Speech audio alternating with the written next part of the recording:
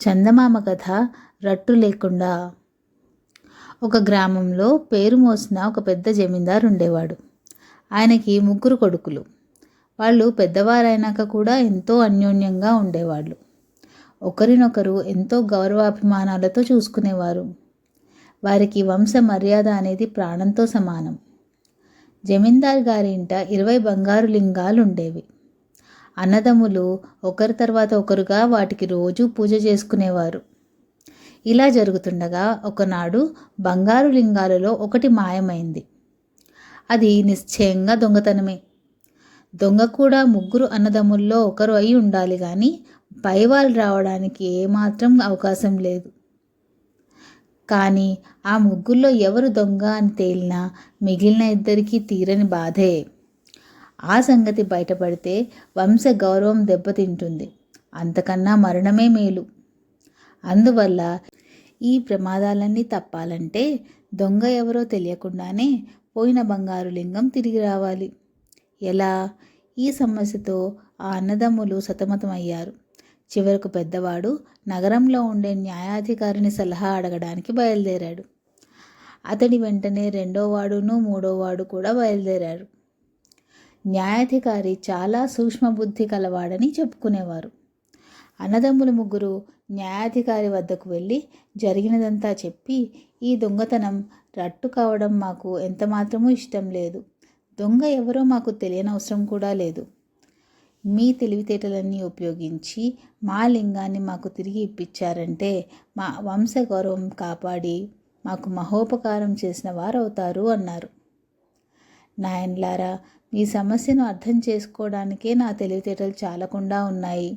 దాన్ని పరిష్కరించడం నా వల్ల ఎక్కడవుతుంది? ఇప్పటికే పొద్దుపోయింది. ఈ రాత్రికి నా ఆతిథ్యం స్వీకరించి విశ్రాంతి తీసుకోండి. రేపు ఉదయం మీ సమస్య గురించి తీరిగ్గా వింటాను అన్నాడు న్యాయాధికారి.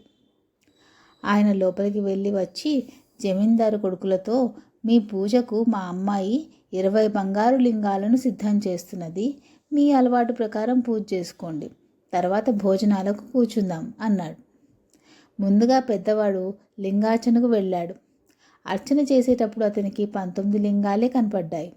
కానీ అతను ఆ విషయం పైకి ఎవరితోనూ ఏమీ అనక పూజ ముగించి అవతలికి వచ్చేశాడు. అతని తర్వాత 2వాడు లింగాలను పూజించటానికి వెళ్ళాడు. అతనికి 19 లింగాలే కనిపించాయి. కానీ అతను ఆ విషయాన్ని పైకి ఏమీ అనలేదు. తర్వాత పూజకు వెళ్ళిన 3వాడు కూడా 19 లింగాలే ఉండడం గమనించి కంగారు పడ్డాడు. తన సొంత ఇంట లింగాన్ని దొంగిలించిన వాడు అతనే. ఆ లింగం ఇంకా అతని వద్దనే ఉన్నది.